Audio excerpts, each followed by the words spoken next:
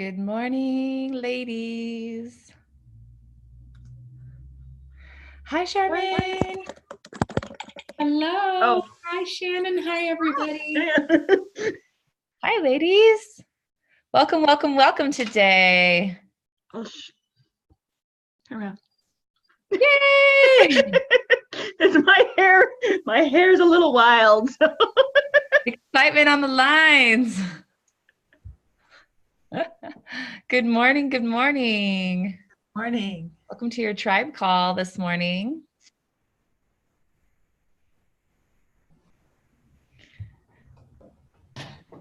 I see Dr. Kelly. She's having her mid-morning snack. So good.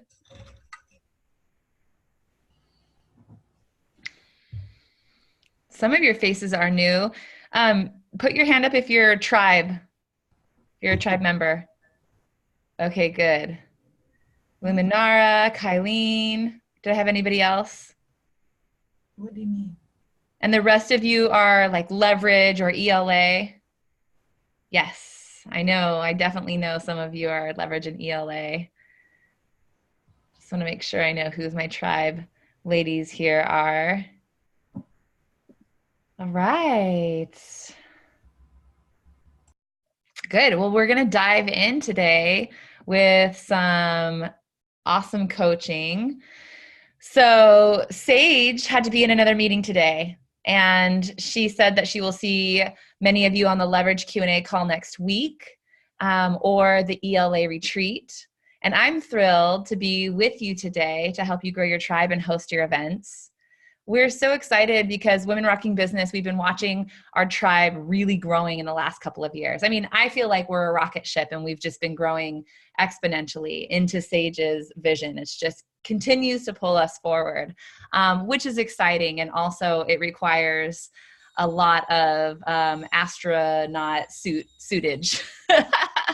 And we just hosted our second enrollment event in San Diego for the year. It was our first time hosting second event of the year.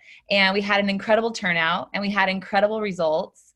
And I've been watching us generate anywhere from 200,000 to 1 million at one event, which has been, we've just been doing all these tribe techniques to build up to that. So I've been on the inside of that for the last 7 years. I've been training with Sage for the last 4 years to be able to coach our clients. And I'm really excited to be here with you guys today. So we'll get a chance because this is kind of a sweet call. It's not too big. We're going to get a chance to all put our hands up and get our questions answered. And we'll just go from there. So beauties, take a deep breath with me, just arriving on this call. You can let it out with a sound and just let yourself be here. We're not in our silos. We're here. We're in person. We're in the flesh. This is as good as it gets over the internets on video conferencing to feel connected. I love video conferencing. When we first started, we didn't have any video conferencing. Zoom wasn't around. And video conferencing was really hard to come by. And we used to use instant teleseminar. And it was all over the phone. And the dashboard was super weird. And we still had 50 and 60 women showing up to calls. It was amazing. But now we get to really land together and see each other. And it just feels so good to know we're not alone doing this alone. So welcome, welcome, welcome to the call. I want to get to all of your questions. I think I'm going to be able to get to all of your questions. So let's see where this takes us today. What do you have coming up? You know, what I would say is raise your hand with your burning question or your stuck point, or if you're not clear about what your next step is, or if you want feedback on a really specific thing, I'd love to hear it. Yay, I've got Kylene putting her hand up. You can raise your hand by, I think you can raise your hand on the dashboard. I think it's if you have to go into participants, and then at the bottom of the participant list is the raise hand list. Okay, good. I'm getting thumbs up from Kia. it looks different on my end. So put your hands up with your questions. Hi, Deb. Hi, Kathy. Hi, Tracy. Hi, everyone who's jumping on the call. So good to see you all. Okay, good. Well, we're just going to dive in with Kylene. So let me unmute you here. Hi, Kylene. Welcome to the call. Can you hear me? Yes, we can hear Okay, awesome. I have a couple questions. I hope that's okay, but I think they're pretty short. You can say yes or no to them. Okay, cool. So I'm getting into the 3-day challenge part. So I have a funnel that I think works, at least the process, and it's getting names and pushing people into my group.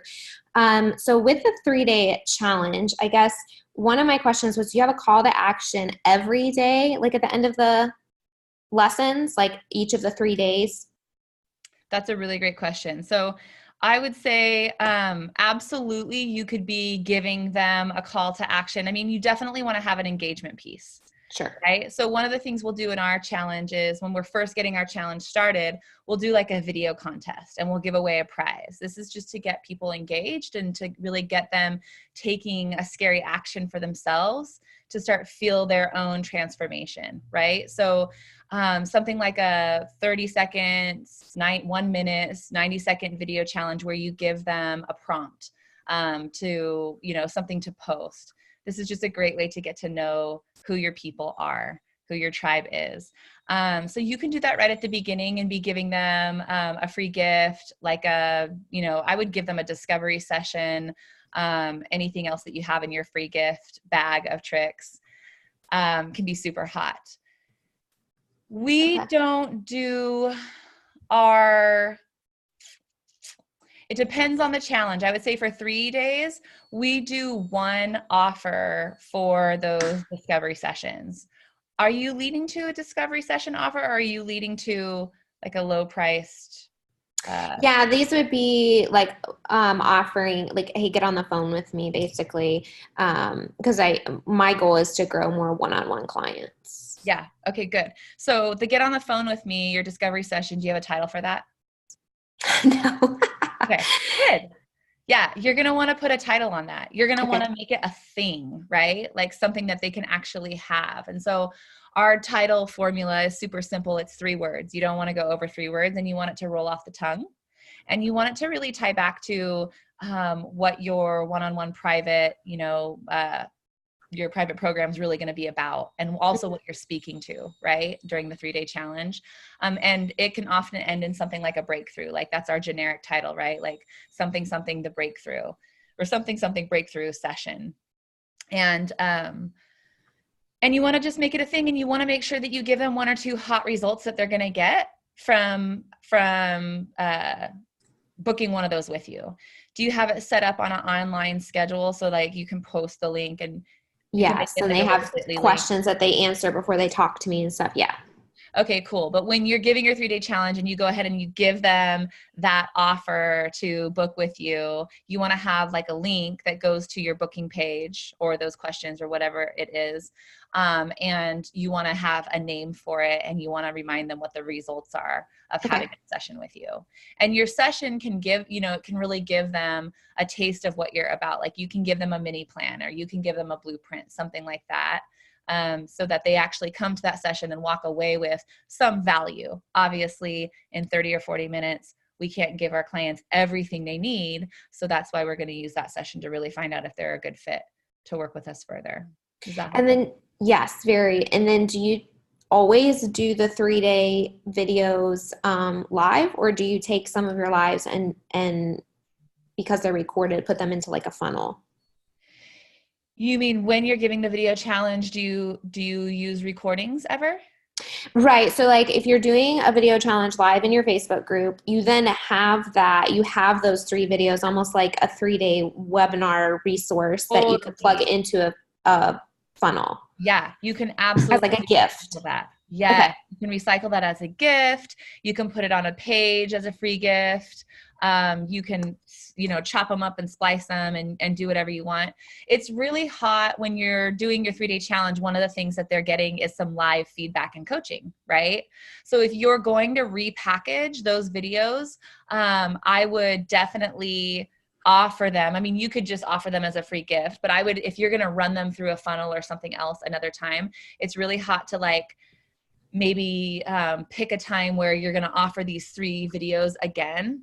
And then you're going to have like a 4th day of live Q&A where they're going to be able to like watch the video, get the videos for free. And then on the 4th day, or maybe at the end of each day, you're going to have 40 minutes of Q&A, 45 minutes of Q&A, something like that. So they can get a little live interaction with you. That makes sense. Awesome. Great questions. All right. Big kiss for Kylene. Mwah, for showing up to the call with some really hot questions and your 3-day challenge.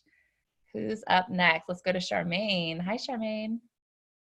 Hi. Thank you. Okay, so my big goal from yesterday's call was getting my squeeze page up, which I have not done, and I'm just spinning out with like, what it's supposed to say. So I would love feedback on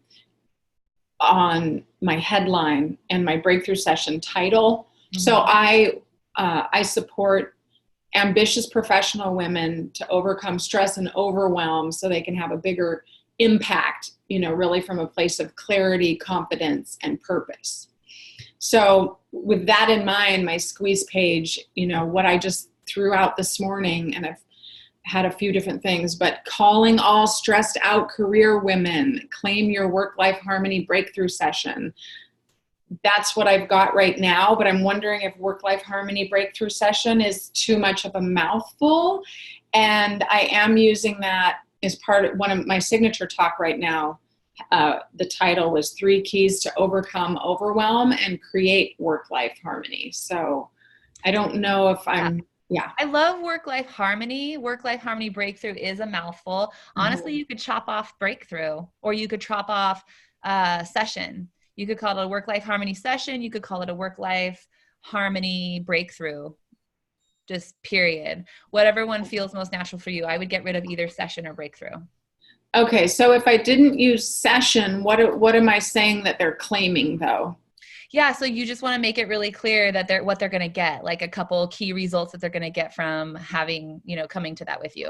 If you want to define it as, it's like when we call it a blueprint or a map, you could call it a work-life harmony blueprint, work-life harmony map, those kinds of things, just have fun brainstorming with that, because you're just trying to make it a thing, right? So to me, when I hear work-life harmony breakthrough, I'm like, yeah, I want a work-life harmony breakthrough, and I would click. That's really okay. You just want to let them know, like, they're going to get the, the one key thing or the archetype for their breakthrough or their business, whatever that is. Okay. So it's not important that they're signing up for a session. Well, they are signing up for a session. I'm just thinking it's not important that you have to call it a session. Okay, should I say that it's a session somewhere else on the page, though? You can. Well, here's what I have to say. If you're worried about calling it a session, not calling it a session, just call it the work-life harmony session. Okay. Yeah, and just leave breakthrough out. Yeah. Totally. Okay. And that way, and then the key result is they're going to get, the hot tip or what it is that they're going to get from it. That way you're keeping the title short. It's not too much of a mouthful. The squeeze pages are most often converting the highest when you have really great kind of large imagery, right? Like kind of from side to side of the page, and you have very simple title and opt-in for them. That's like the best, way to do a squeeze page right at the top. Okay. Yep. And I'm considering putting a couple bullet points down below, feeling overwhelmed, overworked, overlooked, just sort of, is that too much? Or if it's below the fold? I wouldn't, if it's below the fold, I wouldn't worry too much about it. Just don't go sticking everything under there, right? Yeah. Like too many words. Don't put any paragraphs under there. Squeeze pages are just like super simple. So make sure it should keep it like really visually compelling and very, very few words, like keyword focused. Okay. Awesome. Thank you, Shannon. You're welcome. That's exciting. I can't wait to see your squeeze page. Yeah, got to get it up. All right. Up next, let's go to Deb Rubin. Hi, Deb. Oh, unmute yourself, Goddess. I can't hear you. Now? Yes, we can hear you. Hi. Hi, how's it going? Good. Okay. I have so many questions that I don't even know my question yet, but I'm hoping people can relate to that. I'm in overwhelm and We can all relate to that. this strange place where Yamaya's like, yes, happy birthday, Yamaya. So I'm sitting in this strange place where it's awesome because I've been using the tools of leverage to grow conversations, and enroll clients, but but here's what's happened. So before I joined Leverage, how I made my income and my mission in this world and all of this, I teach workshops and retreats and trainings, and I have a certification program. I'm a dancer and a yogi and a body worker and all that. So I work with women to help them unlock pain and trauma in their body and move better and heal better and dance better. My niche, I'm a tribal fusion belly dancer. And so I'm like one of the top in my genre all over the world. So I've made my living traveling and teaching all over the world for 15 years. And I'm very used to the scheduling of like one event, then another event, then another event, right? So it's like usually someone hosts me, I go, I'm under contract, I get paid. I'm in front of lots of women, but then it's like, it's easier for my brain. And so now with Leverage, I'm, building my bigger school that's going to house all these programs. And what's happened is using Leverage, I now have enrolled 14 private clients a week, but they're coming to me for things that I'm very qualified to do because I've been doing this for 20 years, but they're coming to me for like nutrition, weight loss, or serious rehabbing body stuff from surgeries. So like core or back surgery, or like when Western medicine has kind of said, you're fine, but you just can't dance again for the rest of your life. And they're like, I won't accept that, I come to you. So I feel like I've given myself a whole nother job, and it's bringing in more income. So if the goal is income, I'm winning, right? But I feel more scattered and more overwhelmed, and I feel like my private clients are a different subset than my target niche audience that I kind of thought I was creating the group program for, which is basically, well, it's tribal fusion belly dancers, but it's basically women. And it's using, it's like this kind of holistic approach to just living, I can't even define it. I'm having a hard time defining it. So, but it's all those pieces, and it's somatic. It's how we feed ourselves and nourish ourselves, and it's the mindset stuff. It's the neuroscience stuff, but it's for movers and dancers and using the body to step into leadership and all that stuff. And so, in terms of building tribe and all of that, it's like on one hand, I'm building this tribe. I have this tribe of tribal fusion belly dancers, which is basically just women who are drawn to dance as either a hobby or professional. Yep. And I've been kind of pulling them to see what their challenges are. And their challenges are more like the physical, the food, the nutrition. A couple of women, have big weight loss goals, like 50-pound weight loss goals that I'm helping them with, or physical limitations. And so here's my problem is in the building of the tribe, like if I just go with, okay, now I have these 14 clients, and Sage and everyone is kind of suggesting that I use those clients to put them into a group program, and voila. And I'm kind of going, yeah, but that doesn't set my soul on fire at all. Mm-hmm. It's like, okay, great. I'm helping you lose weight. Great. I'm helping you. And I get I don't know if I can explain it, but it's missing for me the artistry, the soul, the freedom. And I'm realizing that I think a lot of people maybe join Leverage for, wanting the financial freedom, wanting the schedule freedom.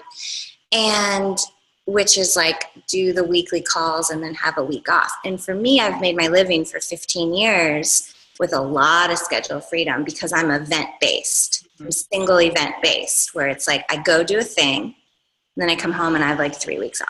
Then I go do a thing. And so now I'm kind of struggling with how to build my tribe in terms of like what's going to be the larger school. And do I have to completely start over? Like what, because it's not really working for me. I feel like I've created more time for myself to have 14 clients a week and then go teach live events that are related, but there's no common message. You're squeezed right now. You're like, I'm squeezed, and it's like there's no common message. It doesn't feel to me like there's one like I'll help women do this. It's more like my safety zone, my comfort zone is when people come to me and say, hey, can you teach this or can you teach that? I'm like, absolutely. Right. Yeah. You're making a huge transition. I can feel you. Can you guys feel her? Give me a nod if you can feel her.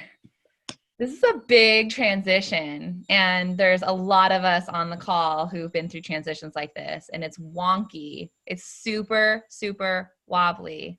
And you're like, you've got these clients. Good news is last time I saw you in the flesh, you were like, I just need to get some clients. And now I'm seeing you and you're like, fuck, I have clients and I don't know what I'm supposed to do now because I want to do this other thing and I don't know if I want to help them.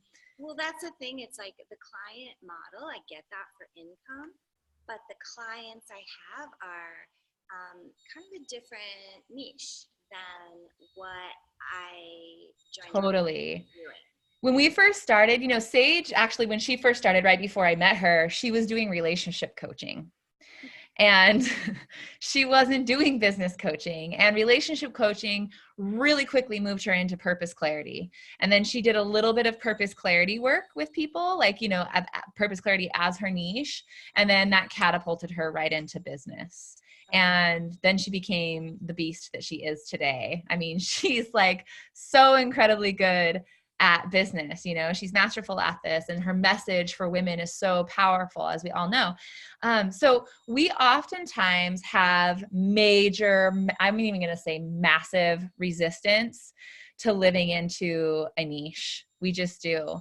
And we're these, very transformational, open-minded, open-hearted women entrepreneurs who love our freedom and who love, to follow what's lighting us up. The real truth is that any niche that we land ourselves in, on whatever level, even if we're in it and we think it's going to light us up, or if we think, oh my God, I'm just committing to this because I don't know what else to do and I'm not even sure if this is the one that lights me up. Any niche, any day of the week or any month of the year is going to feel like, oh wow, like I don't know if I can keep doing this. There's just going to be those moments. And I really feel that with you. And what I want to say, Deb, is that these women who are your clients, they wouldn't be your clients. They're part of your tribe. They came from your tribe, right? They came from my tribe, and all of them came from live trainings I've done, and and my Facebook stuff, and because I have kind of a good presence there. But so they are part of my tribe, absolutely. It's just in terms of putting together the group program. And I would say, just from listening to you, like your group program needs to be the Tribal Fusion belly dance. And I don't think that you need to call it that, but like that's what you're bringing, no matter who comes to you, right? Like you're bringing movement. You're bringing that dance. Like you bring that fired forward. That's the thing that lights you up. As long as you keep bringing that, like your clients right now, they're telling you like, hey, these are the things that I need help with. This is what I'm paying attention to. Like, I really need to drop these pounds, or I really need to, get deeper into my body. I need to get right with my body. And that's the message that they want to hear at the outset. And I just want to remind us all, like we're starting from a starting point with our clients, with our messaging. That's our jumping off point, right? And our messaging is really about giving them what they want. And that can feel really tricky because we're hanging out below that as the expert or the coach or the mentor. We're hanging out below that, always thinking about what they need. And so often we make the mistake of trying to go out in our messaging and give them what they need and not what they actually want. And then there's a lot of us that have this block, this mindset block around, well, if I go out and give them what they want, that's just bullshit. I'm not then I'm not doing what I really want to do. And, it's bait and switch. And I'm here to tell you, like, I've had that mindset in the past. I've had to drop that mindset so many times. It's simply not true. They come through the door because they're already in your tribe. They wouldn't even be listening to you or drawn to you unless they were meant to be there with you. Those are your people. And for you to get their attention and say, hey, come figure this out with me. The thing is you always get to bring your incredible tribal fusion belly dance self forward. And I would highly recommend that you keep your programs, like if you love doing that live event schedule, I mean, you may be working yourself out of a live event schedule. I'm sure there were pain points in that schedule for you, in terms of. My happy place is doing the women's retreats. Totally. So this is what I'm about to say. Hang with me on this for just a second. Mm-hmm. There's something about going to somebody else's retreats and teaching your thing and not being able to pull enough, being on a constant schedule of traveling and not being able to actually really make the money that you need to make off of that. Like a starving artist mentality, right? So and then it's not someone else's retreats. It's actually my own retreat. It's your own. Yeah. I'm already doing that, but I hear you about the getting out of that starving artist loop too. Exactly. It's a starving artist loop. And so it's not that you can't have retreats. Your marketable program could be retreat heavy. It could be like one of the things that, since that's what you love doing, that you put multiple retreats in there. For your participants, right? Where you actually get to work with them. But now they're paying you well for it. Whereas in the past, it was like, come to the retreat, it was this one-off. It's like in retreat mentality, it's kind of like being a hands-on body worker and just getting one client to do body work on at a time and just seeing them for a couple sessions before they're gone. It's the same idea in the retreat realm. And we're just looking at this marketable program as not that you have to do less events.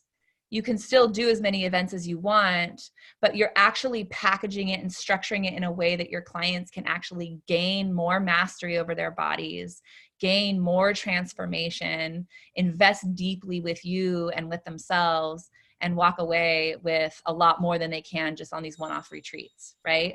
Like it's a win-win for them and for you. So it's a transition. I honor your transition that you're in right now. And I would say that nothing has changed about who you are and what you're passionate about and love and what you love to bring forward.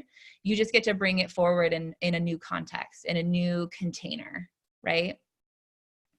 Okay. And these women, it can feel dry. Like being a business coach, I can feel like sometimes fuck, man, business all day long. We just have to talk about this. I'm like a wild healer, blah, blah. And the truth is I get to bring that self forward. I'm channeling all the time. I get to access that part of myself all the time. And I want all of you to really remember that in every single niche. And especially on those day-to-day, the day-to-day grind of okay, I'm an entrepreneur and I'm doing this. You are that. That's why people are coming to you. That's why you have tribe. Is that helpful, Deb? That was very helpful. Thank you. Yeah, you're so welcome. Thanks for speaking up today. Is this going to be recorded that I can go back and listen to what you said again? Sure. Yeah, this is totally going to be recorded. We'll make sure you guys get the recording. I think it's in your bonus program, Deb. It's in your Events That Change Lives bonus program. Okay. Or Tribe bonus program. All right, loves. Thank you. Big kiss for you, Deb. Mwah. Thank you. Gosh, I can so relate. And I've had multiple clients this week kind of talking the same thing. We've been in a little bit of a compression cycle. We've just been in a little bit of a compression cycle, and it's showing up for us each individually in these ways. And it's the feeling of, oh, something needs to change and I don't know what it is.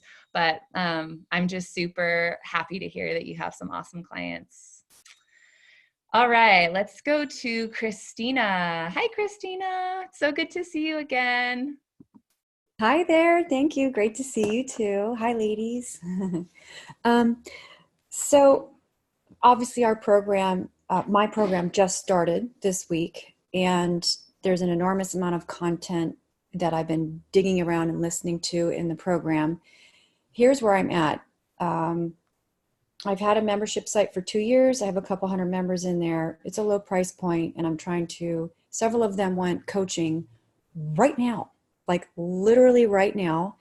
So last week I got on the phone with one of the awesome ladies who wants coaching right now, just to figure out how to structure this, because I'm assuming I would be learning this from you guys down the road, but I don't want to push these girls off, these ladies off. Totally. That's a good problem to have. It's great. And I'm excited, and I can really, I'm full, all cards on the table too. They know I haven't done this before. I've been talking about this for a year, and I've been trying to figure out how to structure this. And so I basically just asked one of the ladies to give me a brain dump, because she had so many different ideas of where she's stuck and what she wants to work on. And I teach photography. So she's got a bunch of tech stuff she's stuck on. And then of course, how to get clients and how to make it a successful business. So I was surprised that she's actually still stuck on tech stuff. She's dealing with a mindset where she thinks her photography isn't good enough. And Let me just pause you for a sec. Yeah. I want you to give me the heart of how I can help you today. There's a lot of good information in here. Okay. I'm really highlighting the fact that you're talking about developing your marketable program. Right. So if I were going to give you some good coaching on this, what would you most need today? How do I structure a program? Yeah. I have no idea yet. And if you can't answer that, and there's some information in the program you can send me to. I will totally send you to the right place, and I will answer it for you super simple. You ready for this? How many months do you want to work with them? I think 6 months to start. Okay, great. You've got a 6-month program. Yes. You know that you're going to give them tech support in some way, tech training, tech support. Maybe it's not hands-on tech support, but you're going to give them tech, right? Like there could be a couple modules. You could break that down into a couple different modules of the different tech pieces. And you're also going to give them some training on how to get some clients.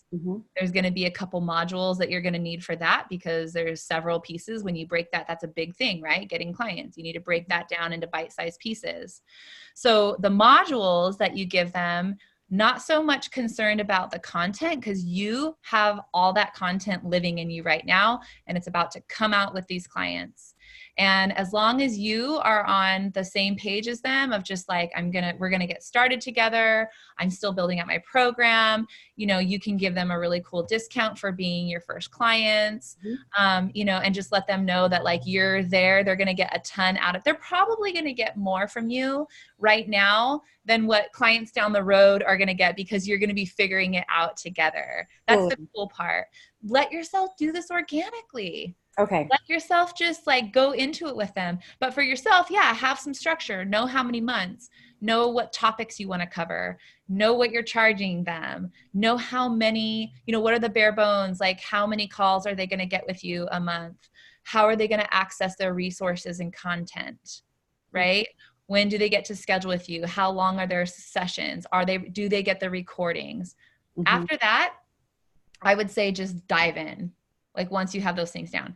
Now, there is training materials. You're going to want to go to your library in your membership site for leverage. Go to your library, scroll down to marketable program. I think it's arranged alphabetically. You'll go down to M for marketable program. It was all in there last night. I don't know if I saw that.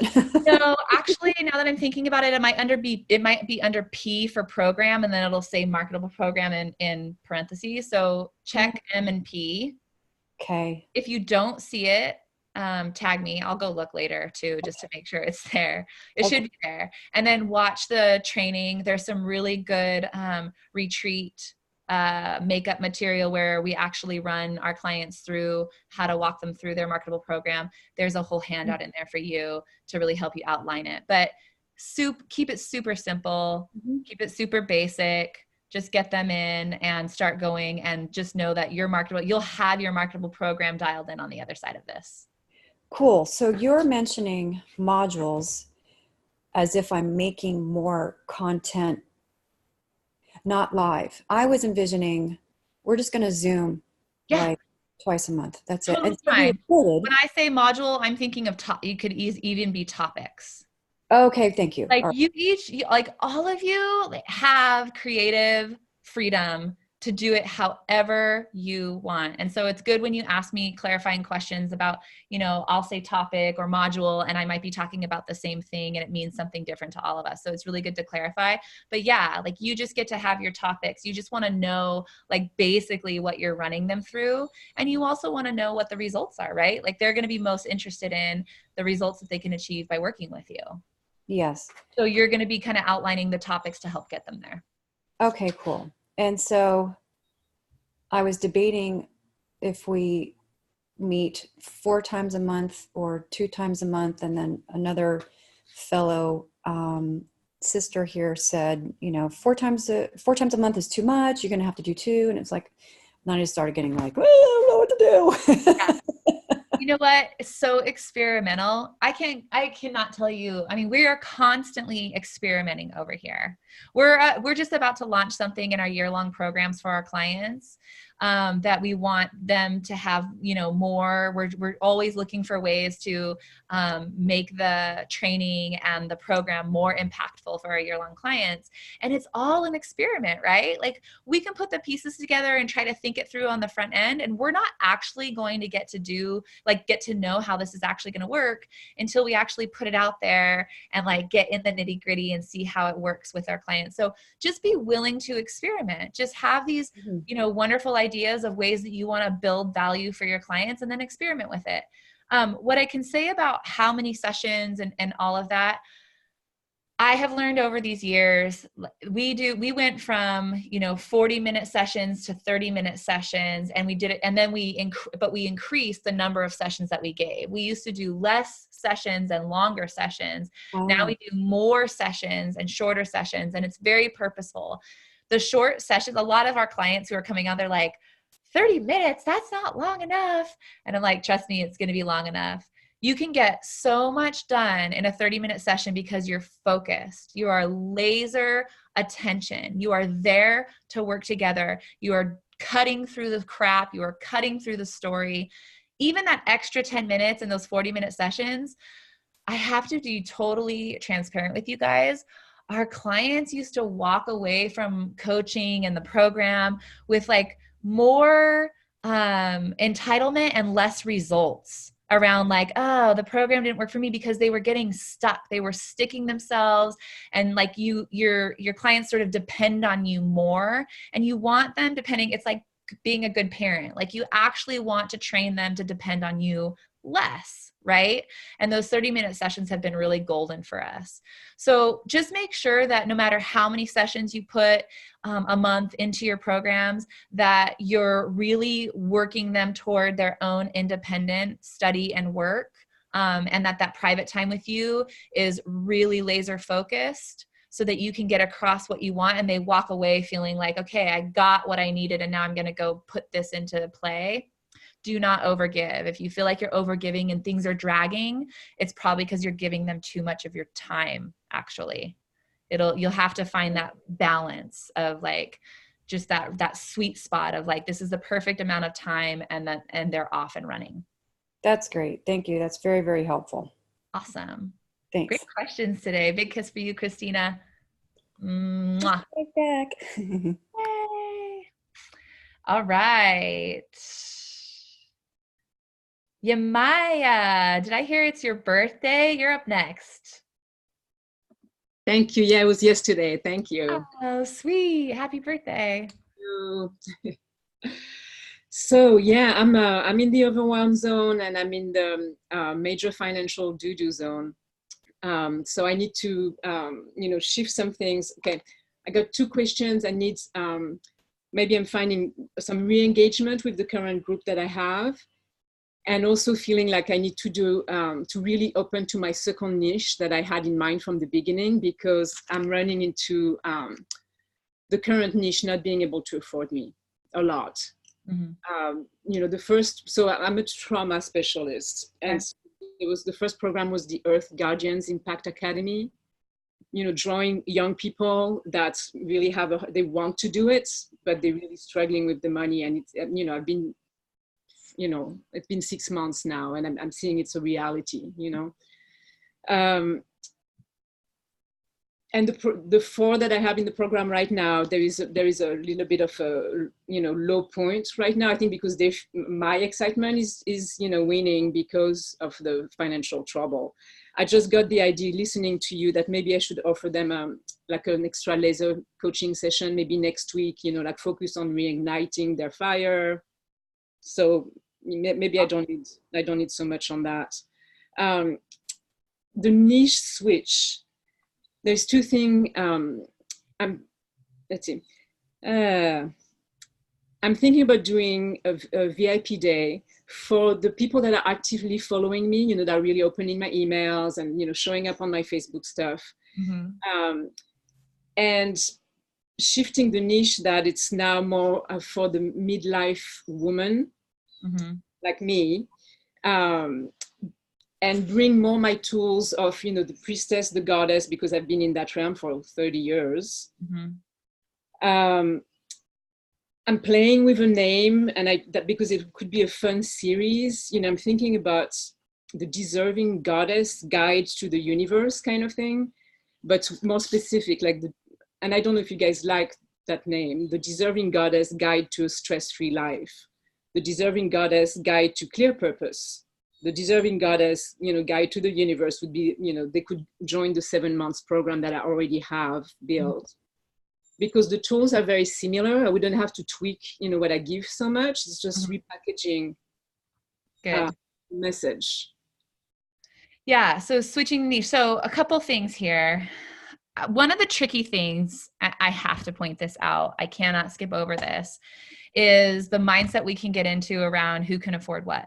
There is a reality to it, always a reality to it. But one of the things I'm constantly reminding myself and my clients is that people with a lot of money are oftentimes less likely to invest than people who don't have money, who are constantly resourceful and always feeling that rub of like knowing that they need support because they're up against it, right? And so they can be really hungry for it. They'll oftentimes be really resourceful. I also do, I have this other organization that I've been with for 15 years. We do a lot of trauma release, all of that kind of stuff. And I have to say, over the last 10 years, we've seen younger and younger people coming to us, like these millennials, as they're starting to mature, are really wanting to do that work and they're ready for it. And they find ways to pay for it. So I think it's really important that we don't make up our minds for our tribe, for our clients, about what they can and can't pay for. I know that when I was doing my trauma release work from, early age, I started investing like when I was 21 in that. I was using student loans to pay for it. I would have done anything, and I did do anything to pay for that. So if we're up against this thing of like, my people can't afford me, we have to look and see why can't they afford me? Do I need to shift my pricing structure?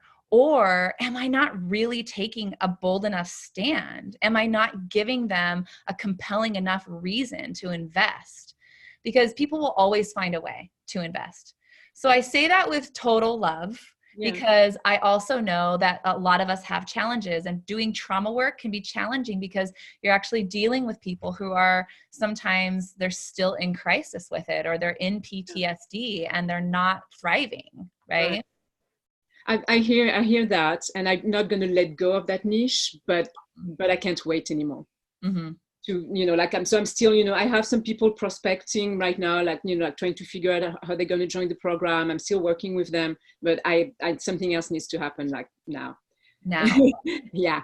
So I love that you're repackaging, because what you're going to bring to midlife, purpose, all of that is going to be the same type of work that you're bringing to the program that you have right now. Right. Yeah. So that's the really good news. And yeah, I think absolutely going out, I would say midlife women, you know, we've had some clients do priestess work and be really successful with it. But again, we want to know who your target audience is. We want to know, like, what is their pain point? What are they really struggling with? And then what do they really, really want? Right. I think people really come to me for anxiety. Like it's one of the main is anxiety and stress. So, you know, so I'm thinking, you know, women that have, you know, and also they've given everything either to their jobs or to their family, you know, to their husband, to their kids. And now suddenly they're in a place where there's more space and they're like, well, you know, where do I go now? So there is also clarity of purpose. Come in. Yep. I can feel that. I can totally feel that. That piece that you just said, like they have more space and where do I go now? There's a place for you to like drop in right there with them and, you know, help guide them, you know, forward into like a juicy life, a juicy future, right? Give them something really juicy. My only hesitancy with the priestess, I don't want to go priestess, and you know, for some reason I've stayed away my entire life to coach that way, you know. But I like, you know, I don't know. I thought the deserving goddess is kind of fun, you know. I don't know. Deserving. I mean, if you go with deserving goddess, you're definitely going to appeal to a certain woman, right? And the woman who's identifying with the goddess archetype, you have to know what she's really longing for, what she really wants. And to me, that might be a little bit different than a woman who has more space for the first time in her life and has given a lot of her chi and energy to other people, to building a family and, you know, whatever that is, a career. And she's looking at the second half of life wondering what to do. Like those two women might not be mentally in the same place. And so we want to make sure that we know where our women are at mentally when we're trying to market to them, right? Right, which is my hardest piece, is to find the language. You know, it's like I'm you know, bumping my head against the wall. It's like I'm not finding the language. I don't know if it's a, you know, second language issue, you know, I don't know. I just tried everything. I'm just not getting there. So if you have any, I would just pull, what I would do is I would pull, not only can you pull the groups that you have here, I would also be pulling the people who are already following you. Like, what are they resonating with? You know, are they resonating with the goddess archetype? Is that what they're really interested in following and hungry for right now? Or are they really hungry for, you know, knowing what to do in the second half? Or what do I do now that I have all this space? Or, you know, how do I move through the stress and anxiety that I'm experiencing? It's really about doing some market research and some potential client interviews, like going in with some of these women. You wanted to do midlife women, like really starting to get to know these midlife women, finding out like what they really, really want. I don't think we can sit in a closet and try to figure out what to say. I think we literally need to be talking to these people and getting it in their own words and then coming, you know, putting it out for them from where we are. Okay. So if you are going to repackage, we're doing this all the time, by the way. Let me pull up a note here. There's something I can share with you. We just did this same thing. We call it our client archetype. And so this is something that you can come back to again and again and again. Where's my client archetype? I hope I can find the notes. But basically, the client archetype is knowing what the main three things about your client, who your clients are. And so I'm not finding my notes, but that's okay, because it's really simple. It's just, what are the top three things you know about your client to build their archetype, right? And you want to write this out, and you want to be, constantly updating this as you go with your clients.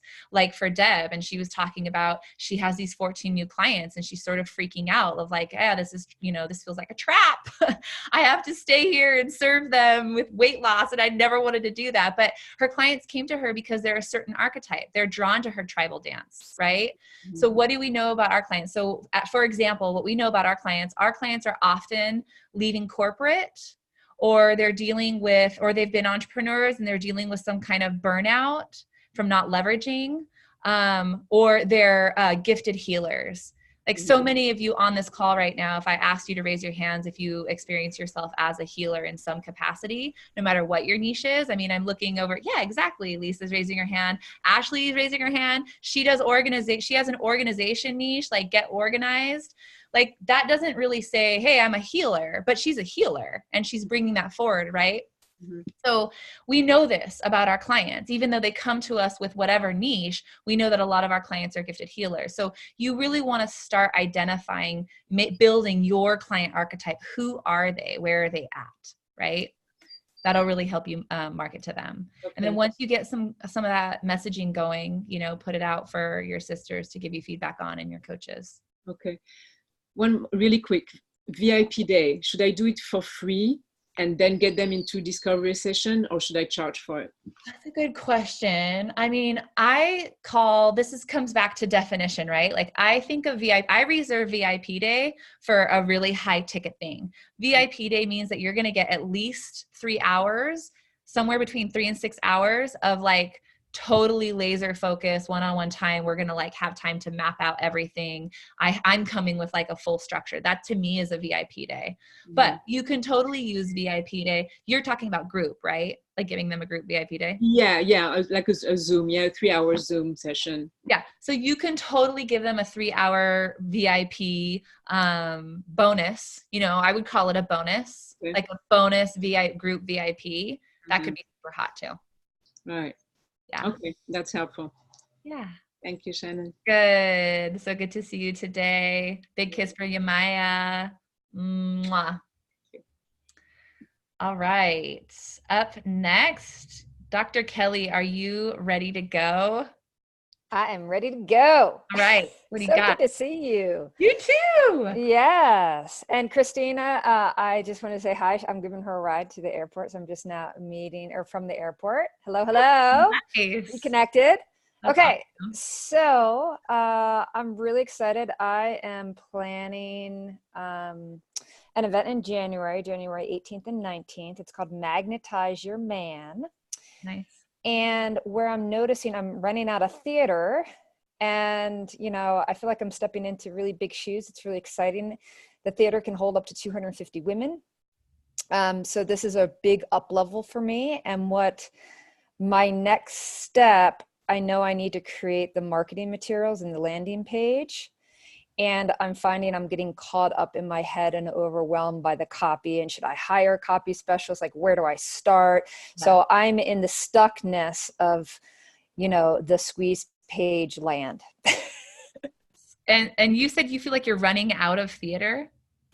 No, I'm renting. I'm renting. I was like, wow, you're already feeling it. Oh my gosh. No, nothing. I have zero marketing materials. I know the name. I know the outcomes. Okay. And that's probably important to share. In the course of 2 days, we're going to teach them to release your past, reclaim your feminine power, and rewrite your love story. So that's the copy that's dialed in. Beautiful. And I'm present to the fact that I'm procrastinating and I need some mindset and some guidelines. Yeah, good. Okay, so 250 seats is awesome. That was about the same size where we started. Oh my gosh, it's like, Yeah. And just know, like, filling those seats is going to be, like, you're going to be, I'm totally real with you guys. Like, filling those seats is everything when you start booking your events like that. Yeah. So I'm really excited, and I know it's something I'm growing into. So I'm just happy to be like game on. yeah, game on. You're going to do everything it takes to get there. Yep. So that's why, like, right now you need to, before January hits, like, you need to make sure your self-care is on point, because Got it. otherwise you are going to really want to do like morning, noon, and night, like getting those people there. Okay. So, okay, cool. So you want to put out a squeeze page, and your question about where to start and with copy? With copy, yeah, I'm finding myself just getting stopped and I'm procrastinating. It's like, okay, like where do you start? Where do you start? Yeah. Where do you start with putting together a squeeze page? The copy for it. Yeah, like I have somebody that can help me with the actual like like the building out of it and like so the layout. It's more about the copy, like what to say, what to say, and that's where I don't know like where to start. I did look at Sage's page for opting in and putting down a seat deposit for the event. Is that the one you're talking about? Yeah, so I'm going to do it a little bit differently, but yes, it's a $97. It's just not going to be refundable, but that's going to be the ticket with, I think we're going to price point it somewhere around, I don't know, like 1,000 or something. Okay. So we're going to call that the registration page or the opt-in page. That's not what we're talking about, right? No, that is what we're talking about. That is what we're talking about. Okay, so squeeze page, I'm going to reserve for something that is where they first get to opt in with you for something that's like, free, or they get I apologize. You're right. So it's like not a Skege. It's the event registration page. Yeah. So we want to call it an opt-in page because this is where they're going to go. And opt-in page needs to just be, again, pretty basic, of just like exactly what they're going to get. Like, this is what you're going to learn in these 3 days, right? I love what you said. I mean, I couldn't write it down, but fast enough, but it was release, reclaim. Like you want release, reclaim, rewrite. Release, reclaim, rewrite. You want magnetize your man up there. You want it visually compelling again, right? And then you want to say, you want a really clear button and an arrow saying book my ticket right now. You could even put a section like below the fold about, where it's happening, a really cool picture of the theater, something like that. Super, super simple. That's a page though that you're only, and then maybe a video. And I was wondering, so with the video, so two things. One idea was I've got a ton of testimonials that I've acquired over the years, and should I have somebody put a little piece together, or am I overcomplicating? Do I just need to get on a video like, hey, I'm Dr. Kelly, I'm so excited about this event, and just do a little piece like that? Yes and yes. Here's what I'm going to say about that. If you have people helping you that can put together a little montage of testimonials that you could put into your video, that's great, right? But when we first started, it was just Sage. Like being Sage, putting yourself out there and talking directly to the audience. That's all it was. Now we have video footage we don't even know what to do with of our gorgeous events and all of your beautiful faces there. And so we actually put that in. If you have some of those things, definitely stick them in there somewhere if it's easy enough for you. But if it's not, and you feel like you're just procrastinating and you need to put something I'm procrastinating. I'm calling myself out on it. Yeah. Just because it's like I've got too many things in my head. Totally. So just put something out there. And then if you want to update it later, you can. Any of you can go to our registration page. It's womenrockingbusiness.com/live. That's our registration page for our enrollment event. And you can see it's pretty basic. She'll list speakers and some testimonials. You've got the free seat button right at the top. Okay. And reserve my seat right at the top. You've got the button all the way at the bottom and a video right at the top. So keep it simple, sister. Keep it simple, sister. Okay. And then there's something else you just said, and I was like, speakers. So I've got one speaker booked.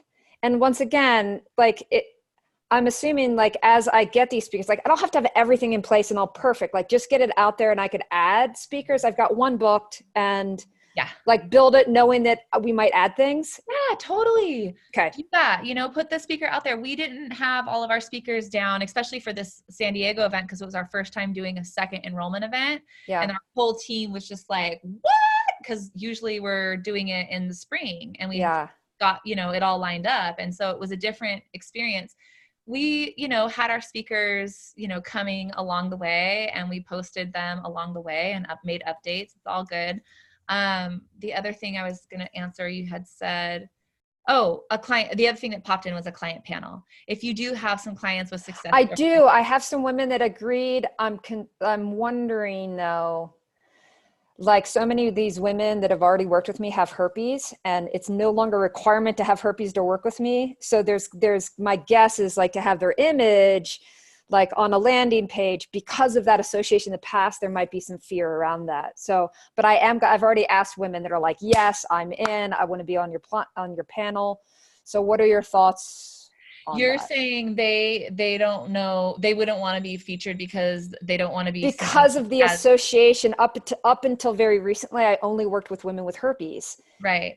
And so can't you just leave that out? Like nobody has to know that they came to you from that place, right? Yeah, I guess I could ask them. Are you suggesting that maybe I put their pictures and their names as like the client panel, or what are you thinking in terms of I client wouldn't panel? suggest putting your client panel on the squeeze page. I would use their testimonials on the squeeze page. Got it. What I think is for your client, just to make sure that you're having a client panel. In Oh, there. I totally am. I already have a couple of them. They're like so psyched. They're flying in. We got it. Perfect. That's awesome. Yeah. Okay. Yay! You're rocking it. Thank you. You're welcome. Big kiss for you. Mwah. You're so ready for this, Dr. Kelly. Thank you. Thank you. Thank you. Yeah. All right. All right. Who we got up next? Let's go to Kia. Hey. Hi. I just have to say that was extremely helpful. Good. Good. Like, right notes. Okay. Birds So kind of along those same lines, I also have my 3-day event at the end of January, and I've got Facebook challenges scheduled and talks, and the funnels are in process right now. But my big thing is to kind of maintain traction and engagement on my Facebook group. It's really great when I'm actually hosting something like a challenge or whatever. And then I have all of these really grand ideas afterwards of like, okay, I'm going to go live once a week or twice a week. And I'm going to do like the Monday, Wednesday, Friday post of engagement. And like, and it works for a little bit of time. And then it's like, everything else happens. I'm like, I don't have time for that anymore. Yep. So I can't tell you how many times I've done this cycle, and it's totally driving me crazy. I'd love to get a foot on like one thing that I do that if like nothing else happens, that's fine. But if every week I do one thing in my Facebook group just to maintain people paying attention and it's reliable so they know it, and where would you recommend I start?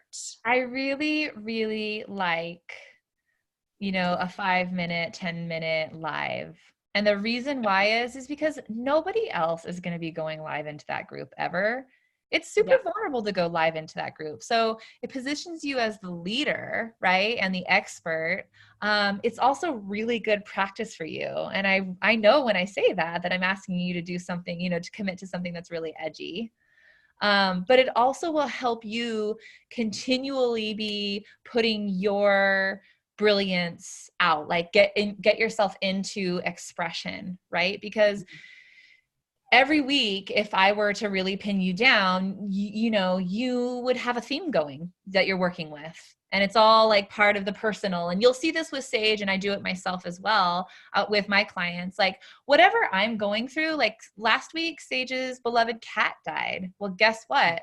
She used that experience to express to her clients what she had to do for herself in business. Like we're always tying our experience back, making it relatable. So it'll really challenge you and grow you to be constantly thinking like, what's the theme going on? Like, what am I learning and how do I tie this back to my potential clients?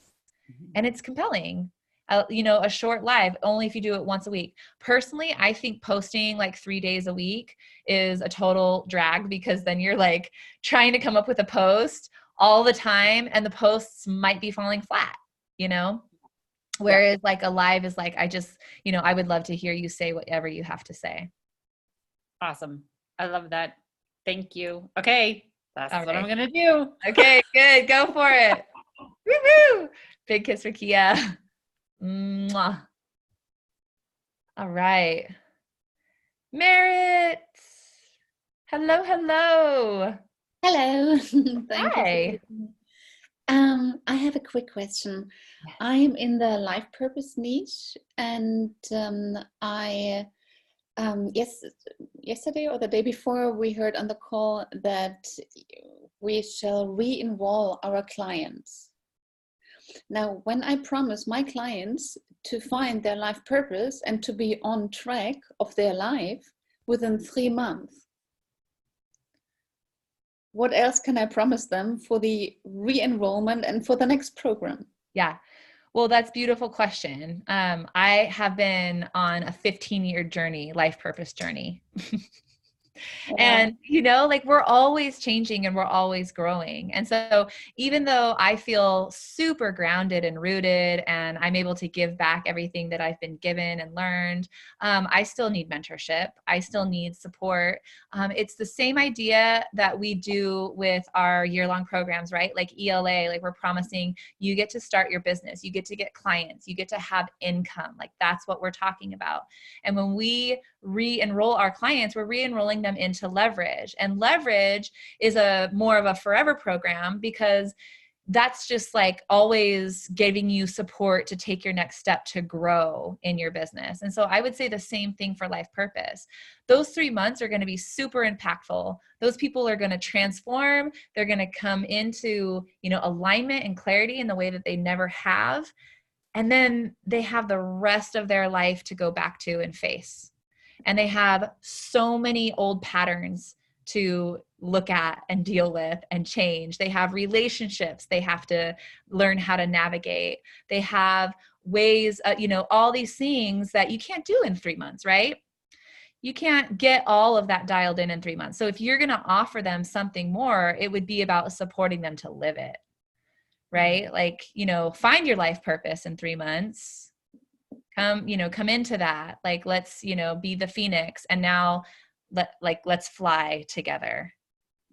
Mm-hmm. So that's kind of how I would be framing it. Cause really you can do it we can always be growing. We can be growing forever. So, you can start speaking into that. All right. Thank you so much. That's very helpful. Yeah, you're welcome. Kiss for you. Mwah. Yay.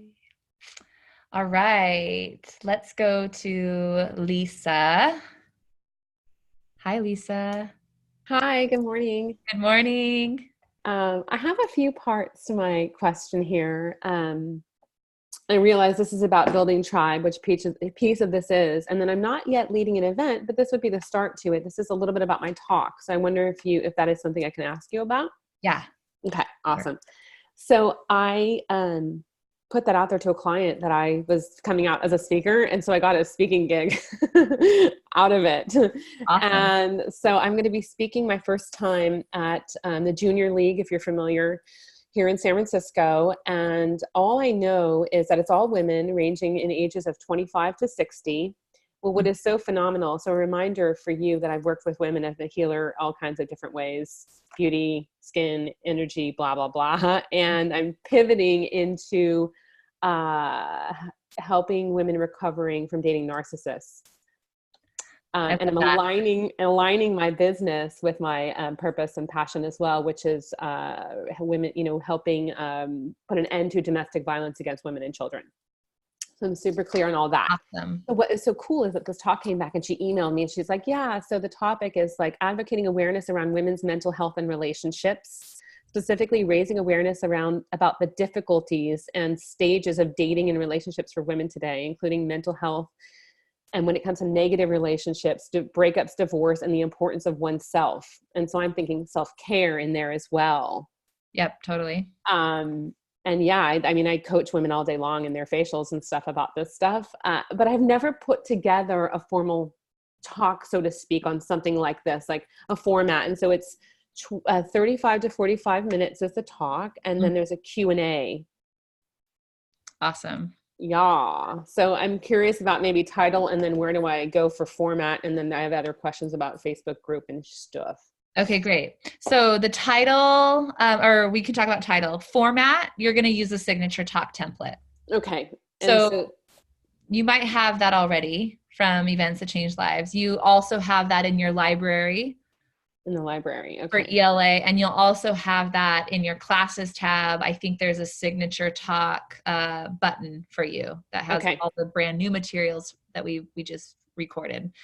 So you're going to just dial it down. Like you can use the signature talk template for a 40-minute talk. You can use it for a 2-hour talk. You can also use it for, a 2-day event, when you're actually going to give that part of your talk. So I love that. I definitely think that you're right on point with what you said about women recovering from dating narcissists, and then this whole mental health self-care. Like that's all really beautiful. Title wise, let's just go super generic for a minute and use our 3 key formula, right? So you're going to have 3 keys to recovering from dating narcissists, or 3 keys to, there was a lot of good material in what you had read from that, this is going to be about. You could pull from there 3 keys to XYZ. And those 3 keys are going to be, along the lines of like identifying that mental health piece, learning what true self-care is. I think it's such a buzzword. I think we need to keep getting real about what self-care is. I asked 3 women on a group interview, or 4 women on a group interview last Friday what their best self-care tip was, because I was really looking to see what they know about self-care. And these were really awesome women. All of them were. And their answers were less than stellar, to be honest. They were less than stellar. I mean, they really showed me that most of us don't know what to do when we're putting out and giving so much. We don't know what to do for ourselves. So I think we need to keep redefining that. So that's definitely can be one of your keys. And then you could pull a 3rd key in there as well. Okay. So 3 keys. So the thing is about the dating the narcissist, that's going to be one of my talks in the future for sure. I was just telling you that's my focus, but like, I don't know exactly where these people are. I know that it's women 25 to 60. Got you. We've all gone through breakups. We all probably need to learn boundaries and, or like revisit those things, or like self-care, recovery, post-divorce. Yeah. So I like no matter what age we are, we're in relationship. Always. Totally, but I don't know that they're also dating narcissists, though. They're right. So maybe, if you're not going to do your narcissist piece for this talk, that's fine. But still, I would say the same talk that you give to women who want to recover from a narcissistic relationship is the exact same talk that you can give to this. I mean, here's the thing. We've all been through it ourselves, and we've all related to it ourselves, like, self-absorption. Like being self-absorbed, going through phases like that with partners or with ourselves. We've all struggled with relationship. We've all struggled with relationship with ourselves. So I think that your talk can be given to anybody, and it's like however you're going to package it with the title. Just make this part of what you would already be giving. Yeah, that's what I want you to help me with. I think I kind of want you to name it. name the talk. Name the talk for me. Tell me again what the topic was, or how she worded the topic. So focusing on advocating for awareness around women's mental health and relationships, specifically awareness around the difficulties and stages of dating, relationships for women today, including mental health when it comes to negative relationships, breakups, divorce, and self-care. Like not losing yourself, right? Like noticing the signs. Yeah. How to recover. So, like super basic, and you can build on this, is going to be 3 keys to a healthy relationship. Okay. Yeah. And just keep it simple. Keep it simple. And you should really check in with the tribe about this too. Like, we were just talking to, where'd she go? She might have popped off, but she's very busy right now, filling her 250 seats. But we were just talking to Dr. Kelly. Yeah, there's a lot of other women who are also in the relationship niche, and I would powwow with them as well. Okay. But remember, you can keep it simple. And if that's what you're wanting to talk, if that's what they want you to talk on, just keep the relationship focus in there. How to have a healthy relationship. Starts with ourselves. how to recognize mental health, how Yeah. to self-care, like you're there. I feel like Yeah. I can totally get this. Thank you. So then I know I want to maybe also be able to somehow direct them back towards me at the end. And so I'm trying to figure out what I can have in place to get more information if they want to follow me. I do have a Facebook group, but I'm feeling like I want to rename it because I know now that I've niched down. Yeah. Do you have a free gift? I don't. You don't have a free gift. Mm-mm. You have a checklist or something like that in you? No, I mean, do I have it in, like, do you have a recording of something that they would love? I can create. I'm fine on video. Like, I'm totally down to like chat on video. Yeah. You could give them a free gift. So one easy way is to give them a free gift, and you can use a tool like Textiful. It's Textiful. And so look that up, and that helps you set it up so that when you're on stage speaking, especially on other people's stages, and you just need a quick opt-in for people, you can give them a phone number to text. Right. And then they text it, and then it texts them back, and then they get the free gift. And you can say, you can get this free gift with me. You can even give them, you can make your free gift a discovery session. But again, like, you have to know, is the junior league going to allow you to give an offer of any kind? Right. And if they're not, then will they let you give a plug for your group? Maybe. And if they, you could even use Textiful to get people to your group. Like, if they want to find your group. I feel like the group would be a good thing. Yeah. Because so what's the title of it? So that was just Professional Women Rising, which I don't want to do. It was just something I'd gotten started a year ago or so.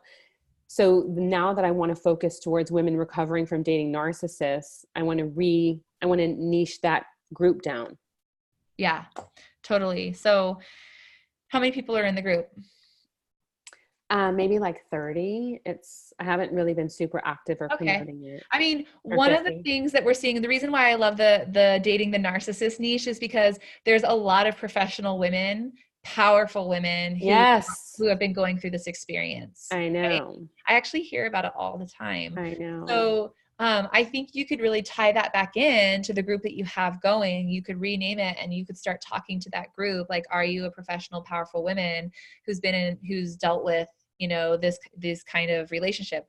You don't have to say narcissistic. I mean, you can say it, but you want to really like define what. Some people might not even know what narcissistic is, but they know that they've been with, they have certain relationship patterns that they keep seeing themselves getting into over and over again as powerful women. So speak into that, and then you can go ahead and rename it, of course. Okay. But don't you think I kind of need to rename that group? I would think, if you're going to niche down, I would absolutely rename it. And because right now, Professional Women Rising makes me think that you're in a career niche. I know. And what you're talking about is you're actually talking about a relationship niche now. So maybe I should post in the Facebook group for some help around there. For the talk title or for the group title.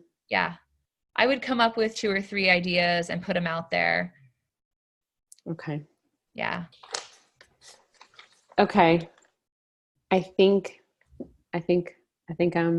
I'll stop here. I want to keep asking you questions. Thank Let me come back to you in just a minute. I'm going to get to Ashley and Lisa. I figured so much. Thank you. Yeah, you're welcome. Big kiss for you, Lisa. Thank you. Okay. Ashley, you're up next. Hi. Hi. This call has been super helpful. I'm taking lots of notes. Thank you. Oh, good. You're welcome. Okay. So where I'm at right now, oops. Let's take a deep breath. let's take like a stretch. I was just stretching while we were talking. Feel it. Oh my God. So good. Yes. All right. Okay. I had my first coaching call this morning with Claire, and then I got on this call at 10:15, and I've just been like loving everything. So, and Claire was very helpful, but to continue, I am in a financial situation. I relate to a lot of your questions. I'm in a financial situation where I need money now, and I have 2 businesses, And what I'm doing is I'm really paying attention and working on the potential client interviews and the marketable programs. My question to you is, I am not wanting to overwhelm my clients because I'm calling all my organizing clients to check in and listen and let them know I have offers, but I don't want to overwhelm them with too many options. So I know it means following these worksheets and templates, really listening, offering them a solution based on what I'm hearing.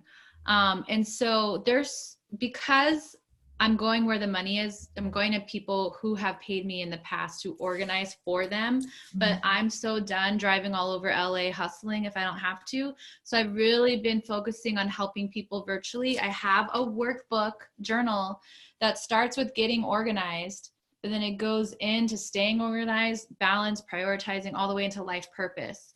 And I want to have a program like a 3-month option, maybe a 9-month option, because I'd rather start with 3 months, but I know I want to give them the option to continue for more 3s, or just go and make it 9 months, or give them the option. See, this is where I get like, yeah. So I could have modules. I could listen to them and see, do they really need my help with them getting organized, or are they good with that and they need help staying organized? Are we going to really focus on life purpose and how clearing the clutter is a part of that? So, my main business is decluttering and organizing, and my second business has more to do with offering Akashic spiritual readings for clarity, guidance, healing, support, and life purpose ultimately. And sometimes I do them separately. Sometimes I blend them. Yeah. And I'm just back-to-back calls right now, checking in with people or reaching out to schedule a call, whether or not they're an organizing client or an Akashic reading client. Cause like work is slow right now. No one's coming to me. I'm clearing all the subconscious shit and I'm just reaching out like, what's up? But I have a lot of options, I feel like, and I want help choosing how to really not overwhelm them with options, but not force my solutions onto them. I'm really feeling that blend for you. I mean, I'm really feeling like all of those pieces need to work together. And of course, I think the thing that people can come to you for Akashic readings, and not everybody knows what those are. I mean, I maybe would rename that or come up with a name for what, I think people right now would start paying for you, especially because we've been in such a compression cycle. I think people are wondering what the fuck is happening. And so they might actually want a reading from you, but if you don't name it Akashic and you actually speak to what the reading actually gives, the results that the reading gives them, that might be super hot for them right now. That can be a feed in. Like that would be maybe like a discovery session. I would come up with a little title for that and make that my discovery session, where they're going to get like one, this really great result from coming and having this mini reading with you. Right. I think staying in your niche and marketing to people who want organization or purpose, I think is going to be the way to go. I wouldn't try. So I'm seeing 3 things. You've got your readings, you've got organization, and you've got purpose. And I think your readings can go in with those things really nicely. I think your people, like we were talking about client archetype, I think your people are going to be drawn to readings. They're going to be spiritually, identified people. So I think that's why it can go all together. But I think you need to still stay really strong in your niche of like organizational tools for, life purpose or whatever it is, or organization for, getting aligned with your purpose. Declutter, find your purpose. Decluttering to find your purpose, all of that. I would stay into that. Now, in terms of offering, I know this is the heart of your question. 1, 1, 1, 1, 1, 1, 1, 1. And I would only make it one offering. I do not recommend, and I'm sure that Claire would back me up on this, I do not recommend putting anything else out there for them, any other option. Now, can you have other options that are available? Absolutely. Once they're a client that said yes to working with you, you can absolutely let them know that there's many different options, or, several different options for how they want to do that down the road. But when you're in your discovery sessions, when you're in this enrollment phase with potential clients, you just want one thing. You don't even want two things. You just want one thing that they can do with you. And if that's a 3-month thing to start, because that's where you're at right now, like that's where your nervous system is feeling like, okay, I can get clients into 3 months. Yeah. Once you have enough 3-month clients though, your nervous system's gonna be like, I'm done with 3 months. Like I'm going straight to 9 months. I want 9 months because that's like a birth, rebirth. It's a rebirth. But there might be a baby step, and each one of you has to know this for yourself. There might be a baby step to getting to that 9 months. If it feels like if you're not ready to go out and give that 9-month program right now, and you don't feel like super grounded and aligned with being able to like give that offer and charge for it and enroll a client into that, you may want to be offering, especially if you need the money right now, you may want to be offering that 3-month program until you've cut your chops, you feel really confident about what you're up to and where you're taking your clients. And then you're just like, this is a no-brainer. I'm only doing 9 months. You'll feel that shift inside of you. And I don't want you to try to rush yourself there. Yeah. I know it's super hard to, like we're visionaries, right? And we have this vision of like, I want to take them there. Like you just said, like you can feel that. But you got to start right where you are and make sure that your whole nervous system is wired for getting clients and feeling super confident about that. Yes. When I can understand with a discovery session, practicing the grow conversation, but sometimes it doesn't feel like we're having a discovery session because I'm actually reaching out to follow up or check in, and the scripting feels so different. And like they may not be ready for me to go deep with them because they didn't book that type of call. I'm reaching out to be like, remember when we organized your kitchen pantry in 2016? How's it going? What I want to say is that it absolutely, I'm not going to let you off the hook on this one. It absolutely is a grow conversation. Is it? Okay. Yes, because if I'm getting a client on who I reorganized her kitchen pantry in 2016, I'd be like, how's it going? Oh my God. So, what's new? Like what's been happening? Like keep really guiding the conversation to talk about organization. Like what's been your big result? Where do you feel stuck points again? Really framing it for them. And then you're just diving right into it. And it's you can keep it super casual and just saying like, how did that work for you? And what do you want next? Like, what do you really want? Like, if you could have that kind of organization again, anywhere else in your life, where would you want it? And get their consent, like to go deeper with them, on that call. Just be like, I have a few minutes here and I would love to just have this check-in with you. Is that something, are you available for the conversation? Mm-hmm. I felt really comfortable texting or emailing first or to check in, but I can't bring myself to just call out of the blue during work hours, but then I feel like I'm bothering them in the evening. So when they write back and they say, yes, let's talk, I'd love to catch up, I want to be clear, transparent, and authentic and, honest about, yes, I absolutely want to hear how they're doing. Let them know what I'm up to, see if I can help. They may have no idea that it looks different today than it used to. Mm-hmm. That it's more virtual, that it's more coaching, that it can go deeper if they're open to it. So I think I just need a little clarity on the languaging and the strategy to really reach out to them and see them to this point.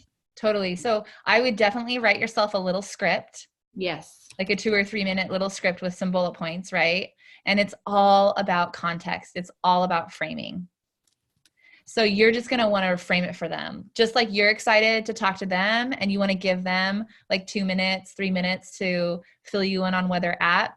Like you lead the conversation with, tell me about X. Like tell me what it is so it's not this general, like, where do I start to tell you about my life? Like guide them right into that thing, that connection point you had with them before, and have them update you on like that one connection point, right? So tell me about this. And then you can celebrate with them, whatever that is, or, listen and validate if it's not, celebratory news. You can validate where they're at. And then I would let them know, like, yeah, I've really grown my business. I've launched a virtual program. I'm actually helping, I'm being successful at helping people virtually in a completely new way. It's super exciting. And you keep coming to mind. And I've been thinking about you, and here's what I've been thinking about. Right. And so and then you just want to get curious. Like, your script just needs to be curiosity questions, probing questions with them. Gentle, Yeah. right? If they're really still stuck and the clutter's back and they just want me or someone on my team now to go and organize them again, but that's where they are. And I'm so eager to like help. Yes, I want you to be more organized, but I also want you to get to the next phase, which is staying organized. So one option I have is to send them one of my organizers if they really just want a handle of that. A lot of times, because by the time I check in again, the clutter's back. Like, is it okay to acknowledge that and to validate that struggle and still encourage them to work with me in other ways? I don't want to ignore the need for. Right. So I'm going to pause you here because I was talking about this in a different context a little bit earlier. And I was talking about the difference between our 40-minute sessions and our 30-minute sessions, right? And how our whole business changed and our whole relationship to our clients changed when we did that. And what I can say is like, you going and doing it for them, guess what the result's going to be like? Probably 9 times out of 10. It's going to come back. Yeah. Right? Like, that's us overgiving. Like, that's a place of overgiving. You can speak into that with them. Be like, God, like, I totally realized I launched this new program. The reason I launched it is because I totally realized that the clients where I was in home, like helping them declutter, that clutter came back most of the time, like within 6 months. And they were struggling again. And so I put my nose to the grindstone and I started thinking about, like, how can I bring this like solution where they keep the clutter out? What change is really needed? And I've had a few clients that I've been working with, and it's super, like, you're just sharing what you know. I wouldn't even give them the option of having somebody else out there to help them unless and until they asked. And I also wouldn't even give them that option. I would say, yeah, I have somebody that can actually come out, but that happens in the second half of my 3-month virtual program. Like, there's a lot of preliminary work we need to do virtually together to get you prepared for like really having that kind of hands-on help. Whoa. So I lead that. That's you lead it. You get to lead it. You get to tell them like what is happening and how this works. They're just sitting there absorbing. They're going to trust you. They're going to want to know what this is. Okay. And if I'm charging more than what it costs for me to go and do it in person, that's okay. I'm giving you permission to charge more for it. And if you had a client, we want to be super sensitive, right? If we raise our prices and we have, clients that paid a certain thing in the past or whatever, absolutely, like, you give them a really great discount for getting in, give them a really good deep discount so that they can get back in and know that like you're really honoring the fact that you guys have done business together before and that you're going to help them, get to a new place. So you can give them something like that. Okay. Final question. Mm-hmm.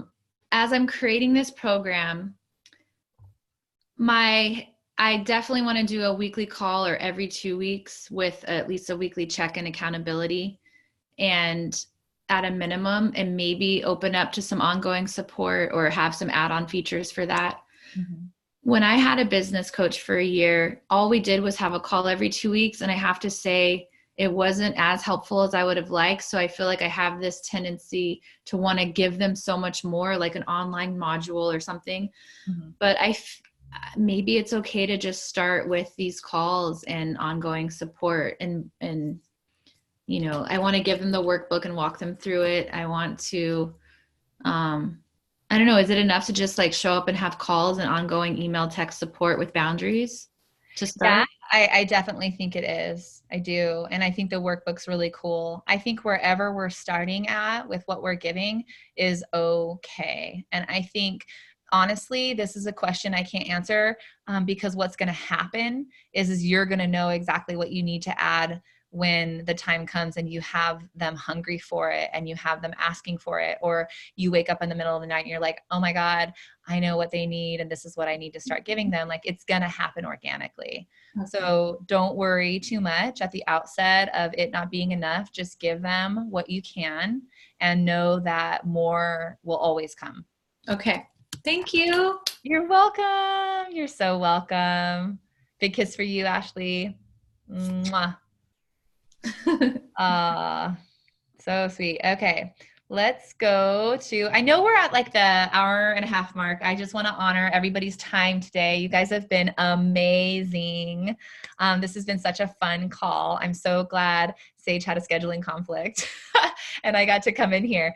And so I want to stay on for these last two questions and then maybe loop back around to Lisa if there was a few more things you wanted. And then we'll say goodbye for the day. So if you had an hour and a half set aside for this, I just want to say, I want to bless you off and say much love. And it was so good to see you. Mwah. And we'll see you in the leverage calls and at our retreats. We're super excited to have all of you with us really soon. And I'm going to hang on and do a little bit more coaching. All right. So Lisa, you're up next.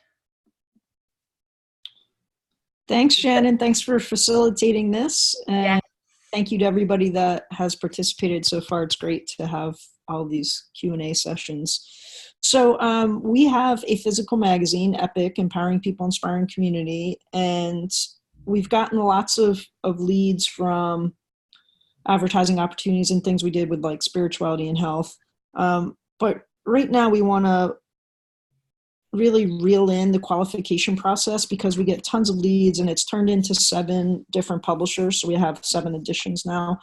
But trying to cut down on that qualification time, we were just giving so much and sending out too much information up front and then spending an hour on the phone with everyone. We were thinking about trying a quiz, something about, is publishing your next career or is this the right choice for you, so that we could get more information up front, but still giving them some results around if it is a good fit for them to try to cut that down. I wondered what you thought about that and how would you put that into place? Like, would it be Facebook or a lot of different options probably? Yeah, we could talk about the quiz and how to launch a quiz like that. I need a little bit more information because I'm trying to wrap my head around what you're sharing with me. You have a publication, a magazine. And so when they're coming to you, what are they coming to you? Who's coming to you and what are they coming to you for? Okay. Sorry. Yeah, it gets a little complicated. We had a local edition in Durango that we started. After we launched it, we wanted to raise consciousness everywhere, and we couldn't run around and start editions ourselves. So we created a licensing model, and then we offer that to people that, want to take an entrepreneurial approach to their business, and they come through a training program with us so that they can actually launch a local edition of Epic in their community.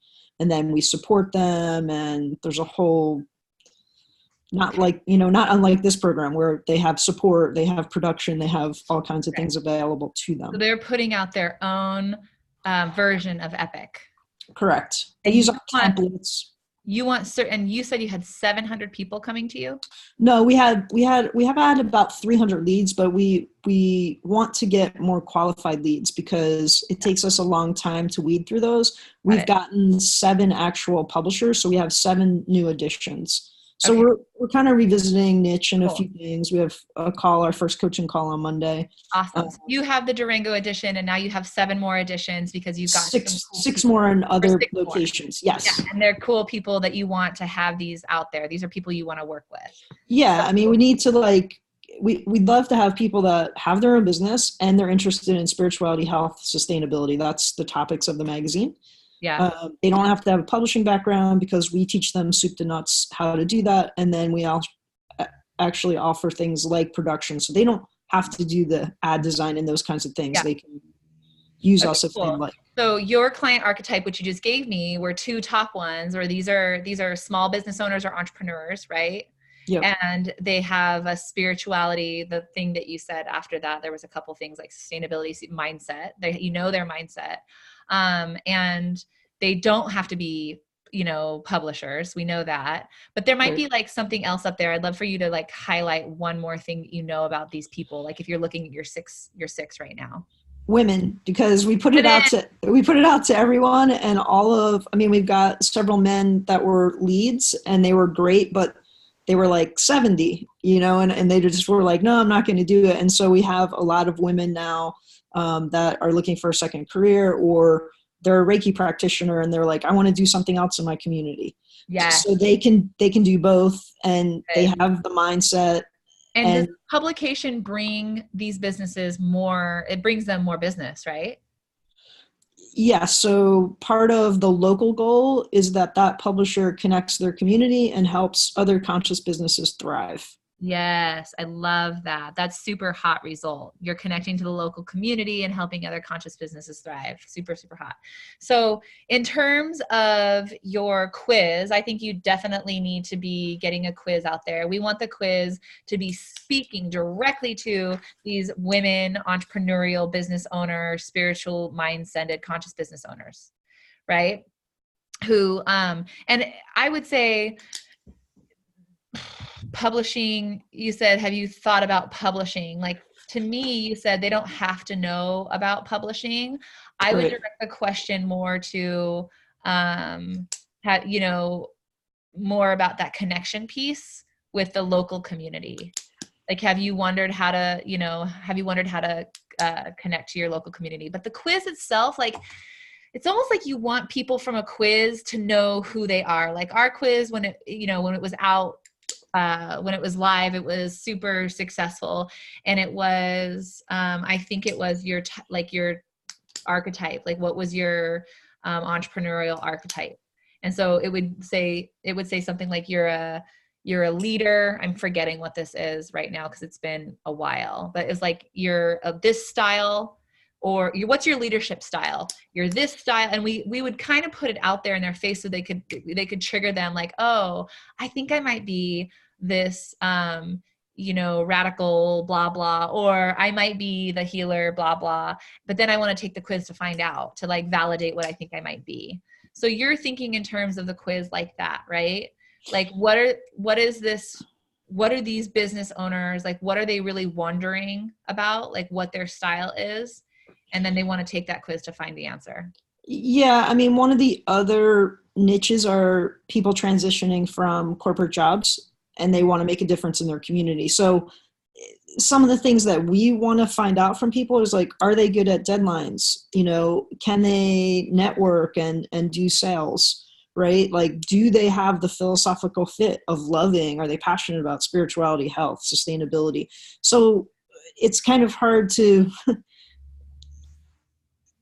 give them a result around that. But there is certain things that like, hey, if you thought about connecting your community, here's a way you can help all these businesses connect your community.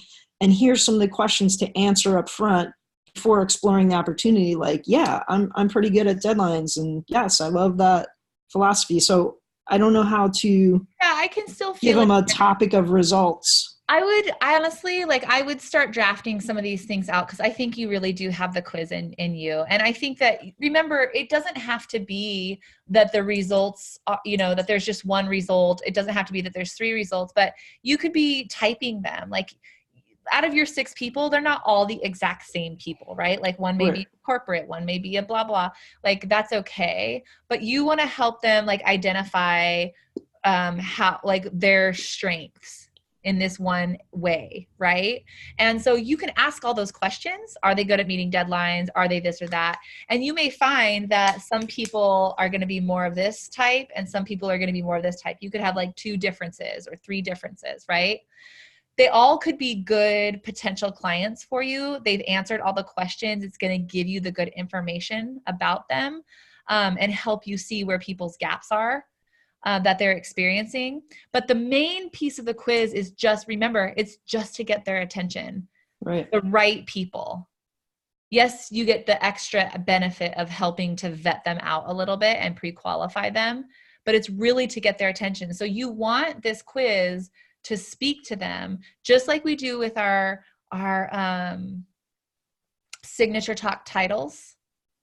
We want this quiz to speak to those same people. So another example of this was Megan Neely. She's a coach in the program, or she's a trainer in the program. She had a quiz. She was doing. She had a high ticket program for women entrepreneurs, and her quiz was, "Are you a badass boss?" And her business was, badass bosses. So, are you a badass boss? And you answer the questions, and then you get your feedback about what kind of badass boss you are, right? She's actually our coach, so we're meeting with her on Monday. So it's good to know. I'll just be like, Shannon said, check out your badass boss quiz. Yeah. I'm just curious. I don't think I'm guessing it's not live right now, but I would definitely ask her for her, specific feedback on her quiz. Okay. Yeah, cool. I think a quiz is a really good way there. Now, your second part to your question, and I just want to make sure I answer this, is launching the quiz. And this is another really great thing to get coached on by Megan, because she's actually done that, really well, is how do you launch a quiz and make it, it's like writing a book. You can write a book and it can go nowhere. So it's going to all be all about how you promote it. You guys can do a Facebook challenge, or you can do some kind of thing where you're actually putting that quiz out there. You're actually getting people engaged on that quiz. You can put it through mailing, online and otherwise. So it's just going to be about splashing it out there and giving something for people to really engage on. Cool. I have one other quick question if you have time, and you can tell me no if you don't, because I know you have other people to get to. Yeah. Okay. So besides the actual print magazine, what we decided to do was create an online community. So it's a membership site called Epic Tribe. And it gives, in our magazine, everything's more educational. We keep our advertising and our content separate. So the content has to be educational, not advertorial. To give people a little bit more freedom in the advertorial vein, we created a membership site so they can get a free membership where they put a certain amount of information, or if they want to share blogs and articles and videos and products and services, all those things, they sign up for another membership, a higher level membership. When we rolled it out, we didn't have other editions, so we didn't do a big launch of it. We just kind of sold it locally to people. And now we're starting to get more editions, and the whole purpose of the tribe is to connect as many of these conscious businesses everywhere. So I can be like, oh, this person's in Santa Cruz, and when I go there, can I collaborate with them? Just even more support for everybody trying to share their gifts. So what would your suggestion be? Should at our level, I hate to use corporate, but yeah, corporate level at headquarters, should we do the rollout and the launch for the tribe and then have that just funnel to each location, or have them do separate rollouts? I mean, they're selling these separately in their community, but I kind of want to get it like, even where we don't have editions right now, I just want people to have an option and an opportunity to be part of that tribe. Yeah, totally. That people can access from any community.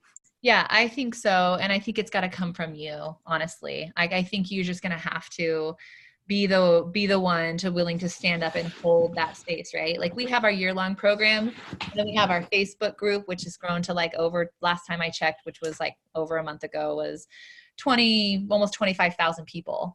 So for you to hold the container for that, I think is going to be super important, because it's going to be up to you to make sure that stays engaged, at least for now, right? Like I wouldn't hand that off to other people until I knew I had a foolproof formula that people could be using to make sure that it's actually working, right? Because how much networking can fall flat when there's no connection? You've got to really figure out the formula for building the connection for this tribe. Okay. So that people are actually utilizing each other in different towns. You got to make sure you're calling them out and telling them, how to do that, and, being kind of spearheading that. And what kind of discount would you give off of the price when you do the original launch? The original launch for the membership? Yeah, I mean, it's $149 for the whole year. It's very inexpensive. We just want to get as many people there. So like, would you do $99 for the year? Yeah, I mean, I would do it. I mean, we're looking at October, so we're heading into the holidays. I would do like it's a Black whole Friday. year. I would do a Black Friday sale for $97. Like, we're only offering this one time a year.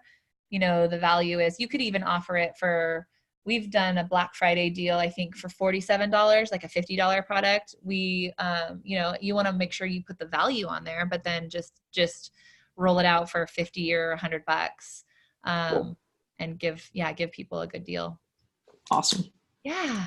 Thank you, Awesome. Shannon. Yeah. Appreciate Great questions. Definitely follow up with Megan. She'll have some much higher level distinction for you on those. Cool. Okay. Thanks for your time. Appreciate it. Big kiss for you, Lisa. Mwah. All right. Kathy, you're up next. I'm going to unmute you here, and then I'm going to circle back to Lisa, Eddie, if you want, and then we're going to say goodbye today. So I've got about 10 more minutes. Where'd you go? Here we are. Hi, Kathy. We can hear you. Oh, you can hear me? Okay. Yeah. So I'm asking about when I'm talking to people about my program and I'm doing a potential client interview or even just at the grocery store, would it ever, if there's time and privacy, would it ever turn into a discovery session?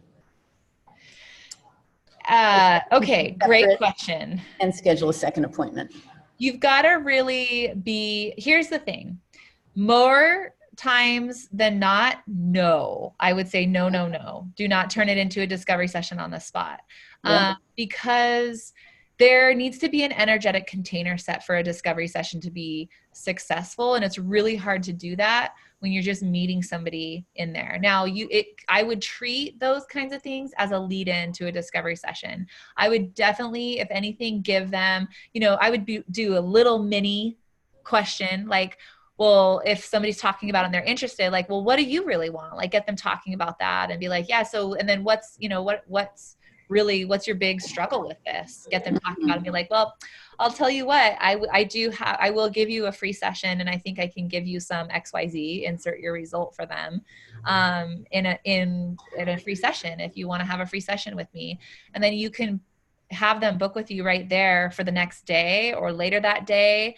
But if you give yourself a little break so that you can get on with them, and then you can be like, okay, we're not in the grocery store having this conversation, and there's so much energy moving all around us, and I'm thinking about where I was supposed to be next. I mean, those things will just kill an actual discovery session, right? So you really want to just honor that and just say, oh my God, I think you're doing great. I think you would love chatting with me for a session. I'm willing to give you a free session time, and then book with them. Sounds great. Good question. Thank you. Sorry, I lost you. I don't know where it went. No worries. That's a great question. Big kiss for you, Kathy. Thank you. Yeah, thanks, Shannon. All right. So Lisa, Eddie, did you have another question you wanted to get in here before we're off today? I'm going to unmute you. Yes. Okay, great. Hi. Hi again. Yeah. Okay, so Facebook group. I heard Sage say something, and I didn't know where to find this again, about like when you want to share something in multiple locations. I'm trying to figure out where I would actually want to create it. So I think that is on a business page. I've been using my business page, which was actually Lisa Eddy Skincare, which I'm pivoting away from.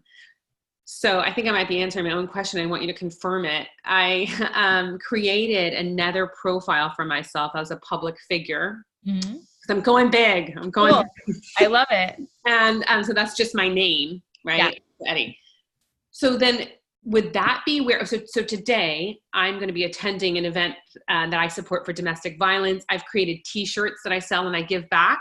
Mm-hmm. And so I'm coming out with that message, and I want to create a video and share it. And I did one before my personal page, but now I want to really do it professionally and come out right. Okay, so what I'm learning, and this is super cutting edge, we actually just hired a social media consulting firm. We've had social media people on our team for a while, but we just hired this really savvy team.